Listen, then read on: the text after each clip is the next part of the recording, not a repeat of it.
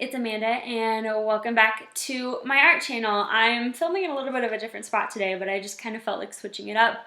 Today's video is something that I have been wanting to do for what feels like over a year now, and it's a video that I really do hope you guys will find useful and helpful to you in your art. So today's video I'm going to be discussing mistakes and not only how to fix them, but also some little ways that you can kind of prevent them in the first place. Now, this is not mistakes in overall drawing or like your technical skills. What I'm going to be discussing is how to prevent and fix mistakes in your coloring, particularly if you are using markers. Now, you guys know I use Copic markers, so the piece that I'm using as an example today will be demonstrated using Copic markers. So let's just get into the video. The first thing that I want to talk about is how to prevent mistakes. And one of the single most important things that you can do to prevent mistakes starts before you even start coloring, and that is with your line art. Now, you want to make sure that the tool you are using to line your piece, whether it be colored pencil, whatever it may be. I tend to use the Sakura Pigma Micron pens, and I use those because they are Copic proof. You always want to test your inking supplies to make sure it is compatible with your medium. So always kind of test it out before you even ink your drawing, before you even think about what you're drawing. Just make sure that the tools you use are compatible with each other. So, for example, the Sakura brush pens that I reviewed were not entirely Copic proof, but the Pentel Pocket Brush pen was. So that's just one example. And the next thing is that you want to make sure that your line art is completely dry before you start coloring. If you go in with Copic markers or any alcohol-based marker before your ink is dry, it can be smudge city, and you don't want that. That can definitely make or break a piece, and it's happened to me a lot just because I'm too impatient. So I would say at least give your line art 2 to 3 hours to dry. The line art that I'm showing you in this video had at least 48 hours to dry. You definitely don't have to wait that long, but just make sure your line art has ample time to dry before you start coloring. Now, more on just the physiological side of how you can prevent mistakes, stuff like make sure you don't have 6 shots of espresso before you sit down to do a really detailed illustration. Your hands are going to be like this. That makes you very, very prone to making mistakes. Other things like making sure you're not going on 2 hours of sleep because, again, you're not going to be in the right headspace, you're not going to be as clear-headed and focused, and you are going to be more likely to make mistakes. And I know I am guilty of being the person to stay up really late coloring a piece, and I'll wake up the next morning and I'm not as happy with it as I was when I was working on it because I just wasn't thinking clearly. So that's really important too. And I think one of the most important ones is you have to be in the mood to color. You have to be in the mood to create something and put that much attention and focus on something for hours at a time. So if you're not in the right headspace to color, that's okay. I would definitely not recommend forcing yourself to color. Now, a couple of the things that I want to talk about as far as planning to color. One of the things that a lot of people do beforehand are like color thumbnails. Now, there's a few different ways that you can approach this. I don't personally do like color studies or thumbnails of my drawings, but before I color a piece, I always have some idea of what I want the finished product to look like. Now, a simple color thumbnail I'll show you, I just mocked one up really quick in Photoshop.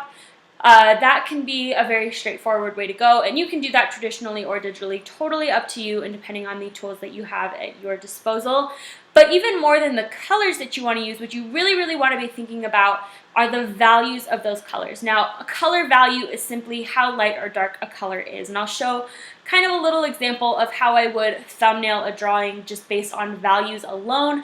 Maybe I don't know exactly what color I want to use, but I have a pretty good idea of the values that I will be using. And the reason that that works to your advantage is because a lot of mistakes can be prevented or easily fixed by coloring lightest to darkest. So by using colors that have a high value to a low value. High value colors are really light, low value colors are really dark. And that works to your advantage in so many ways because when you start out using really light colors, you can tend to be a little bit sloppier. You have a little bit more leeway, and that's really, really helpful because you can just color over the messy parts with a darker color and nobody ever knows. So I like to start coloring lightest to darkest. Typically I'll start with the skin, and in this particular case, the hair color I was going to be using was going to be darker than the skin. So I was really, really able to color the skin very sloppily, especially on the border where it met up with the hair. Now, when it was going off the page into the white part, you know, out of the line of the figure, you do want to be a little more careful because you do want those edges to be clean, particularly if you don't have a background. But as far as the hair, you can be as messy as you want. Now, let's say the skin was going to be darker than the hair color, you would just do it vice versa. I would color the hair first and then the skin next because the skin would be darker and it would cover up any of the messy edges that happened while coloring the hair. So those are just kind of some simple ways that you can prevent your mistakes, or that's the easiest way to fix them, is just color over it with a darker color. No easier solution than that. But now I'm going to get into a couple more technical ways of fixing your mistakes. I think the first one, and this only works for very, very, very minor mistakes like minor ink bleeding and things of that nature, would be just to add line width. I usually like to go in with a second layer to my line art after coloring for several reasons. First of all, some of that ink can fade when you're erasing over the ink to erase your pencil sketch, so that's a really big reason why. Secondly, sometimes ink just bleeds and the lines can tend to look a little fuzzy, so I'll just go over it and make sure that all of my lines are super clean and super dark before I call a piece finished. And this can fix really minor mistakes, just making your edges look really crisp and really clean. And believe me, it doesn't look like it's making a difference when you're doing it, but after all, it really does show. The next solution that I have is to use a white gel pen. And this really only works if you are correcting something where the background is white, and obviously it's like white out, you know, it's just kind of clearing up that edge and it blends into the white background. So in this piece I didn't have a background, so I was able to use that solution. Basically it works just like white out. Again, this really only works for very, very minor mistakes. You can get away with a little bit more than you can by just adding line width, but you're pretty limited size-wise. Now the next solution that I have is a little more versatile than using a white gel pen, and that is using the colorless blender. I have it in marker form, but you can use it on a brush with just the plain ink. You can try and use rubbing alcohol, although it's not quite as effective, but it will work. Basically, what I do is I take the marker, and I use both the chisel end and the brush end.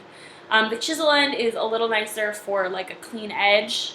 It works much in the same way that the white gel pen does. The only thing is you do have to be a little bit more patient. You're gonna have to go in a few times and you don't want to oversaturate your paper. So work slowly and go at it 3, 4, 5, however many times it takes you to lighten up that color without damaging the rest of your piece. So work slow, work a little bit at a time, and you will see the effects of this technique.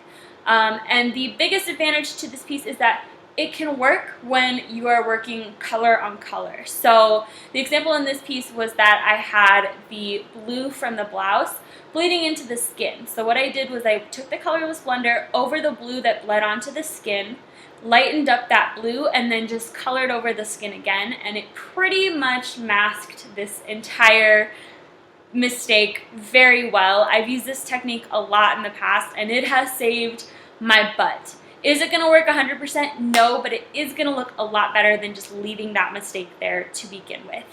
Now, the last solution that I have for fixing your mistakes is probably, on one hand, the best solution, and on the other hand, the worst solution. It has the biggest pro and the biggest con of all the ones that I'm going to be mentioning, and that is just fixing your piece in Photoshop or whatever photo editing software that you use. I use Photoshop, and I think that this is something that is especially effective if you're going to be making prints of your artwork or things of that nature, or you just want to have really good images when you're posting online, things like that. And it's great because you can fix virtually any mistake, anything that you can imagine, any worst possible nightmare, it can pretty much be fixed in Photoshop. I was able to do all of the same corrections that I did traditionally, digitally in Photoshop. I was able to clean up all of the ink bleeding. I wasn't able to add more line width, but again, you would do that traditionally rather than digitally, but I was able to clean up everything. I also was just able to adjust the overall colors and contrast so that the image looks more like it did in person, because sometimes scanning an image or even photographing it, you don't get that same color saturation that you do in person. Secondly, when you scan the image, sometimes you get little dust particles and whatever. You can easily edit those out in Photoshop. It's the easiest thing. All I use is the cloning tool or the stamp tool. You'll see it in the screen here. It's the one I'm using.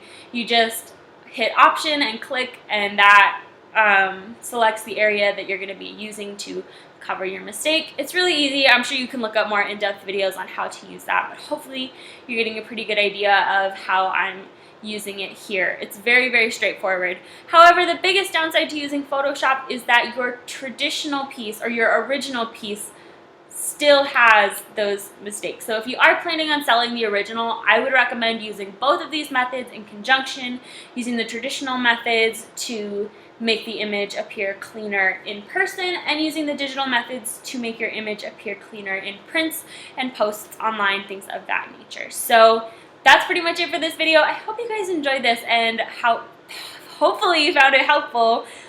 These are just some tips and tricks that I picked up along the way. If you have any suggestions on how you fix mistakes in your artwork, I would love to know that, so definitely leave them down below. We can help each other out, right? And that is pretty much it for today's video. Thank you so much for watching, and I will see you guys Friday with my Artsy Fartsy Friday video for the week. Later, guys. I can't reach.